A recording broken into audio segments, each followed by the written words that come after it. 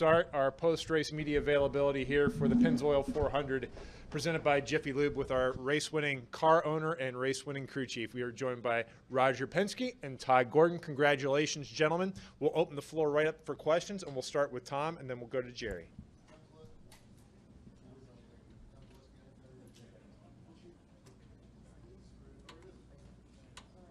That's better. There we go. Thank you. Guys, for either one of you, as you were watching this unfold, are you learning anything more about the package and how much things like lap traffic are playing into how you guys race each other? Well, I think, really it's about where you are in the stage with your tires. And, basically if you want to run fast, I think on Friday and Saturday, you might have a different car than you do in the race. And I think people are starting to see that. But clean air is, every car likes that when they get out front. But I think the key thing today in the package that nobody got out more than 3 or 4 seconds. There were some pit stops where people were out there. But to me, it shows that you don't have to, you can be the leader, but also you can be behind and catch up. And I think that's key for us. And to me, it's execution in the pits. And I think our engineering team back in Mooresville has really done a good job from an aero standpoint. And obviously the Roush Yates engines today were there. You could see that when we were, dicing with the other guys. But, overall, it's 2 weeks in a row. I'm probably biased right now. I checked the box. Say I love the package. Maybe not next week, but so far so good. Yeah, I think it's just a learning process as to what we've got. But what phenomenal racing! We're part of it in several places, but raced the 18 pretty hard. Swapped the lead with him. Raced the 4 pretty hard, and even our teammate. And just what a kudos to the aero package and where it's gone. I think the racetrack got really wide today. Something that's really cool because you see cars going all over the place, and it made the end of the race pretty exciting. And how we handle lap traffic, it's still it's what you've got to look forward to. And Joey did a great job of keeping eyes forward to what lane guys were running and where he could go with it. So something that it's part of the racing deal. Were you having any flashbacks at any point to 2 years ago when you saw Kyle coming? Oh no. We've raced our teammate here pretty hard at times, and it seems like Brad's beat us about every time. So a little satisfaction to get on the other end of that one with our teammate. We'll go next to Jerry, then to Lee, then to Mark, then to David. Jerry Jordan, KickingTheTires.net. For both of you guys, which one was more nervous with the teammates battling out there, Roger? You have a lot invested in it, and then Todd's got he's got to get his guy to victory lane. Were you worried about those guys racing hard? Well, I really don't have any favorites. Only one's going to win coming out of the stable. We got 3 great drivers, and we've really told them take care of each other. At the end, the last 10 laps, the best man wins. So, to me, you don't get on the radio and do anything. Say watch it. You just hope that they take care of each other's, and maybe another lap it would have been a different outcome. But at the end of the day, putting 2 cars already in the championship 16 is a big step, and we know how that helped us when we went into the Final 4. At Homestead last year. So great team effort. Todd, the way they set the cars up, and I think the strategy we had on both cars paid off. When he came in early the last time and, got tires, so he stayed with the guys that were up front. And then on the long run, Todd, I thought your car was terrific. Yeah, I think the shop did an awesome job of giving us race cars that had long run speed, and that's part of what. If you look back to Friday, we qualified 10th. We didn't have the speed some of those guys did, but I think we had raceability in our race cars, and on the long run, we kept that speed with us. And Joey did a great job of it, but everybody, Team Penske, did a great job of giving us pieces we can work with. Lee? Congratulations on the wins down under. Great way to kick off the season. Todd, how are you going to work on qualifying? It was kind of, it really, some guys looked like they had purpose out there, others did not. Yeah, I mean, we just missed the last, we missed the call on the last sequence, and it's something you just got to learn. We went out, we got ahead of most everybody. We were 3rd in line when we left pit road, and you've got to draft. I mean, with qualifying with these cars, with this place, and this is different than what probably Atlanta was, because Atlanta we're still kind of having a lift, but when you put tape on these things and tape them all up, they make a lot of downforce, and you could run flat out around here. So we qualified 10th, but we didn't get as good a lap in the last round as we could. I think we could have qualified 5th or 6th, and honestly, I think to be better than that, we're probably going to sacrifice some race stuff. So we're looking pretty hard at what we have to do to be better on qualifying, but I think a lot of, we were 10th, and I think a lot of our lack was execution in the final round. So something we've all talked about, TJ and myself and Joey, about how we can do that better going forward, and it'll be a different race next week at Phoenix, because we've got downforce and power, and you've got a lot of lift in there. So we'll be back to kind of single car runs. And Roger, your cars, the 2 and the 22 at least, they were very evenly matched. Were there moments of, I don't know, just those two getting so close together? I mean, was there moments of nervousness for you at any time because they were just like crazy close? Well, I've seen it all, over the years, with teammates racing each other. But, on one side you worry a little bit, but on the other side, boy, isn't that great, because we're competitive and we're racing for first in our cars. So to me, just knowing these guys are professional, they've won races, they're teammates, but at the end of the day, the best man wins. I don't want one of them to knock him out, you follow me, but, Brad could have got underneath him there maybe and won. So to me, it was just a solid day, and everything went for us. Our main sponsor was here, obviously, and C Ford again, and the new Mustang. Let's give them a lot of credit, because back at Ford headquarters, the work that they've done technically for us in combining the teams with Haas and the rest of the, certainly the Ford teams, has made a big difference. You see them all running better, and I think that's a real credit to the whole organization. We are all working together.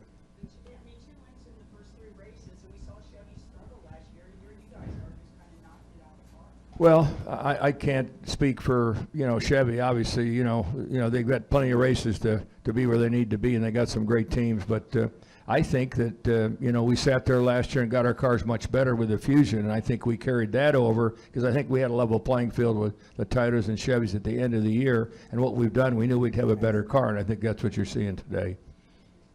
We'll go next to Mark, then to David, then upstairs to the press box.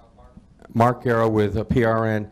Roger, when Joey came on to Penske and joined Brad, did you have a sit down with them and say, okay, here's my expectation, how you guys race, and and how I expect you to race when you're racing for the win against each other? And did you do that then, or have you had to have a little pep talk every once in a while just to make sure everybody's on the same page? Well, I think you really got to put it in perspective, because, Brad was the one that said, listen, we need another driver, and let's go get Logano. So he saw Logano had the capability, and people really don't realize that Joe didn't have a drive for him in the Cup Series at that point, so we were fortunate to land. I'm not sure that people talk about him, they released him. That wasn't the case. They just didn't have a full-time job. So he came on really as a part of our family, really, when Joey came on, and I think that I've never had a conversation with him to say what to do. Sometimes I'll just tell you, use your heads. I use that sometimes, use your heads. But that's about all I say to him. David? David Swope, ESPN Radio Albuquerque. Mr. Penske, I mean, are you surprised in any way to 3 races in already have 2 drivers that qualified for the playoffs? Well, that's what we go racing for. So yeah, I am surprised, but I'm not surprised. I think what the time and effort that all the team put together, and Todd, and certainly when you look at Jeremy and Paul Wolf, these guys are pros, and every one of our key guys have grown up from the Xfinity Series up into their Cup jobs, and they sit right next to each other at the shop, so it's not 3 different teams, it's one team, and I think that's why you see our cars typically running well. Blaney had when at the pit stop, he had knocked off one of the air things for putting the air in the tires, so he had to come back in and change tires. So he could have been up there too, because he had a good car. So, Mr. Gordon, are you going to approach, now that you have both of the cars in there, you going to approach the rest of the season differently? Is there something you're going to look at specifically to work on as you head into the playoffs? Well, I think the biggest thing with this year, with the new aero package and where it moves around, every week's a new learning curve. So I think the win's awesome, and it gets us basically guaranteed into the playoffs, and I don't think that I'll do things differently. The only thing is it allows you to be a little more aggressive. That's how you call a race, or some of the things you do, you can be a little bit more aggressive to try to go get wins, and those things you'll still do, but we're still trying to learn what we got to do to race this package, and where we go. I think we've done a great job to what Roger talked about. I think Ford did a great job with the car. I think our shop's done a great job in giving us pieces that are competitive. We've just got to continue to push forward, because everybody's going to learn this package, and we've got to stay ahead of it. Well, I guess my follow-up would be that's a little scary to the competition if you feel like you still got to learn, and yet you've got 2 out of 3 victories? Well, I think we all. If you ever quit learning, you better quit because you're going to get past. And it's a new package. It's something new that we've all got to kind of grasp around. I think you see comers and goers, and we're all kind of trying to sort out. It's a unique situation because we've got a new package that we don't know what we really needed out of it, and we're going the West Coast swing where you got to build your cars ahead of time. So it's something we got to continue to learn on, and we'll learn as we get to different racetracks because this is a racetrack that doesn't have a lot of fall off. Atlanta did have a lot, and California is going to be its own creature. So every racetrack we go to has got a new learning curve. Okay, next we're going to go to the press box, and we'll come back down here to the guy in the Dodgers hat. Jim Utter, Motorsport.com. For Todd, sort of follow up on that question. Just as a collective weekend, including the qualifying process, everything that you guys take away from this weekend, do you think that you'll see a lot of changes from with your team, or maybe just in general as people go to the next race weekend that has the similar air package? Yeah, I think you'll continue to see teams make changes to what they think, and now we've got 2 data points that we, and we've got a week that before we go to California with a drag duct package. So I think you'll see it evolve for everybody. I think even us, it's going to evolve again, and we'll sit down on Monday and have the meetings to talk about where we thought we were good and where we think we can be better. And I would expect every one of our competitors to be doing the same thing. It's how we race. We've got to continue to push to get better, and because we know all of those guys are as well. All right, Jay Silver-Sidlow, AmericaJR.com. Question is for Roger. Last year, your team had your 500th win here. So can you talk about how special it is to win again here today? Well, the 500 win certainly goes down in the record book as something that it took 50 years to achieve. So I'm not sure when we get to 1,000. But anyhow, this was a great win for the team, and it shows that we've always had good cars here. Brad winning obviously last year, and come back here with this new package. It's amazing. And Todd had talked about just what we're doing. We used to get our cars ready a week ahead of time, and then put them in a truck and send them out here. I think our cars left the shop 72 hours before we got here. So because we're still making changes, that's how fast we're learning on this package. Yeah, definitely. Okay, we are now joined by the race winner of the 22nd annual Pennzoil 400 presented by Jiffy Lube, and that's the driver of the number 22 Pennzoil Ford for Team Penske, Joey Logano. We'll open the floor for questions. We'll start with Dominic, and then we'll go to Jerry. Oh, I don't have another microphone. Sorry, excuse me, Tom. It's right behind. Oh, cool. Yeah, Dominic Ottagona with the Racing Experts. Just want to get your thoughts on tying Terry Labonte on the all-times wins list. Is that something you take a look at, or just, I guess, gather your thoughts on tying the 2-time champion there? Yeah, it's an amazing accomplishment. Texas Terry, man, that was I remember growing up and I had a Terry Labonte diecast, but they're remember they made the bigger ones? I had one, and I thought that was really cool. I was always about the Frosted Flakes, man. So that was really neat to think that I'm even on the same stage that he raced at one point. And I didn't get raced against him a whole bunch, but it is an amazing accomplishment. It's something that I look at actually quite frequently to see where you stack up between all these great racers. So that is something I pay attention to. It's an honor to be tied with him now, and try to get another one. Keep going. The good thing is I got quite a few more races left in me, so hopefully we can keep grabbing them and keep moving up there. I'm not sure I'll get to the top of it, but I can keep trying to chip away at it and keep moving up. That's pretty cool. We'll go next to Jerry, then to Mark, then to David. Texas Jerry from Jordan, kickingthetires.net. Very good. Very good. Number one dad joke so far. Keep going.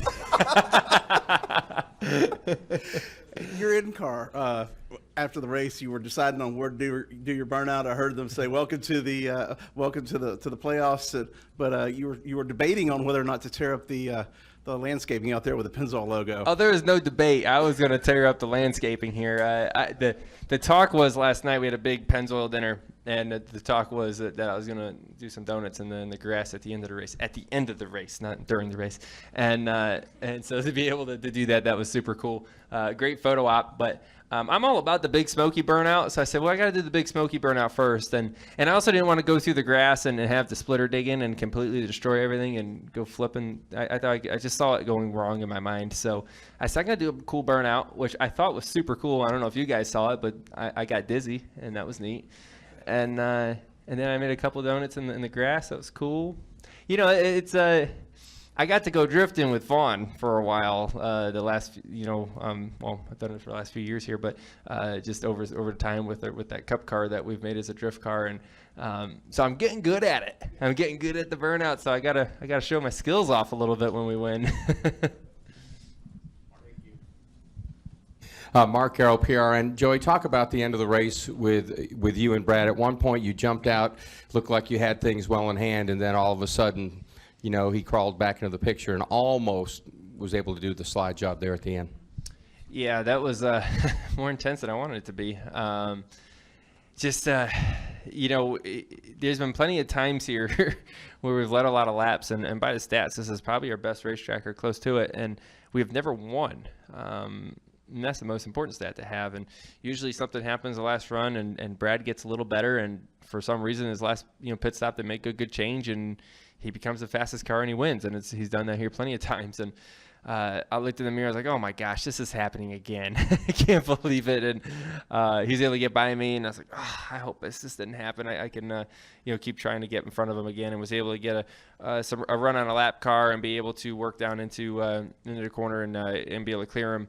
But I burnt my tires off so bad trying to get back in front of him that I was just working so hard inside the car trying to maintain the gap. And I was in a good shape, and then I caught a lap car, and he went up into the top lane, which is where I was running, and I fouled him right in there, and I was like, oh no. And I just lost a ton of time, and then brought Brad close enough to where he can catch a draft off of me to close up the rest of the gap. And I thought, man, good thing this thing's 400 miles. I just told the Penske people, let's not make this race any longer. That was just the right length.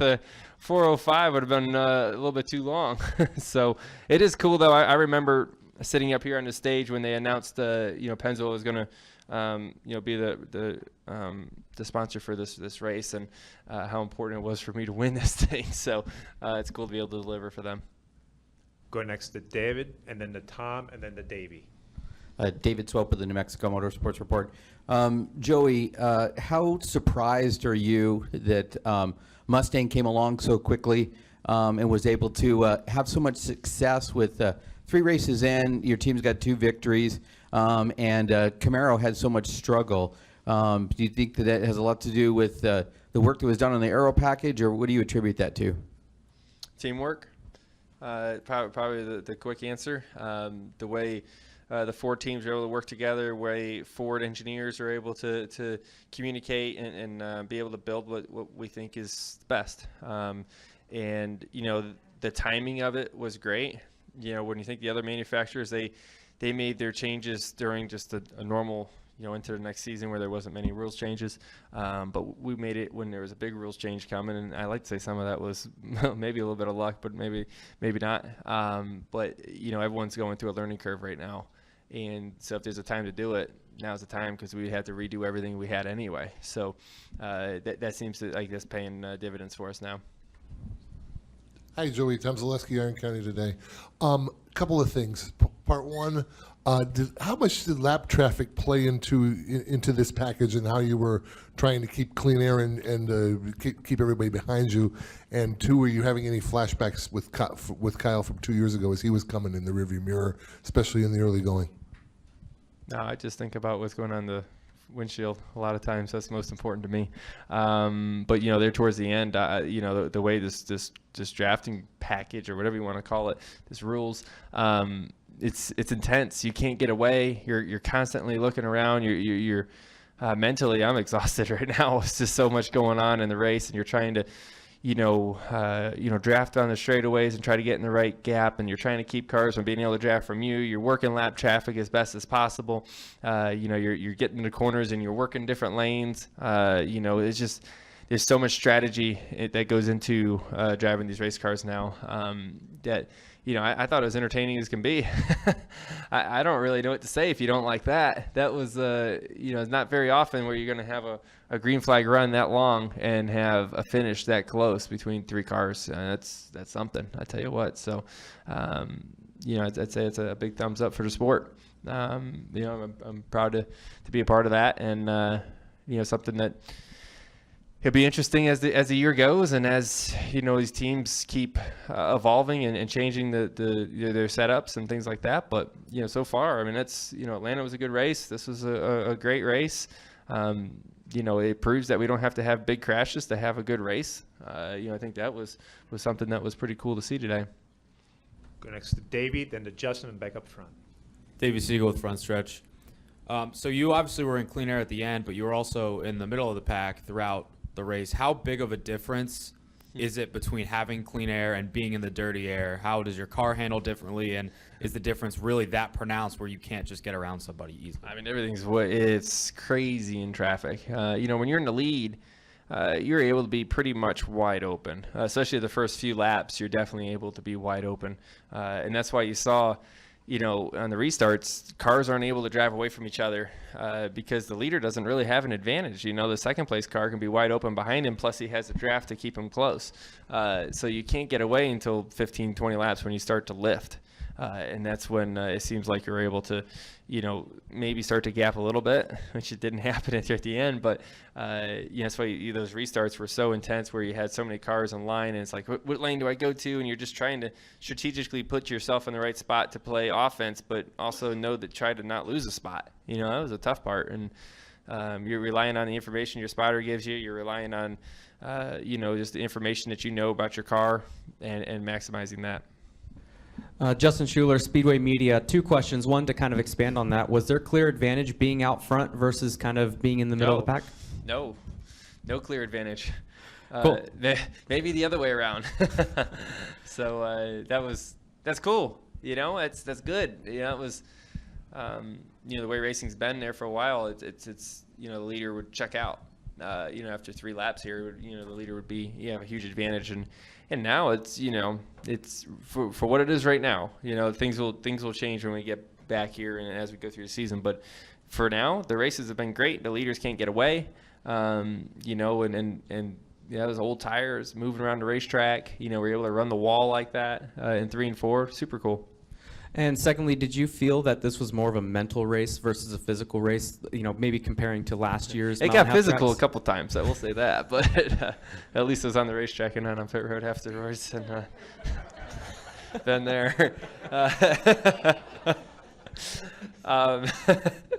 That's funny.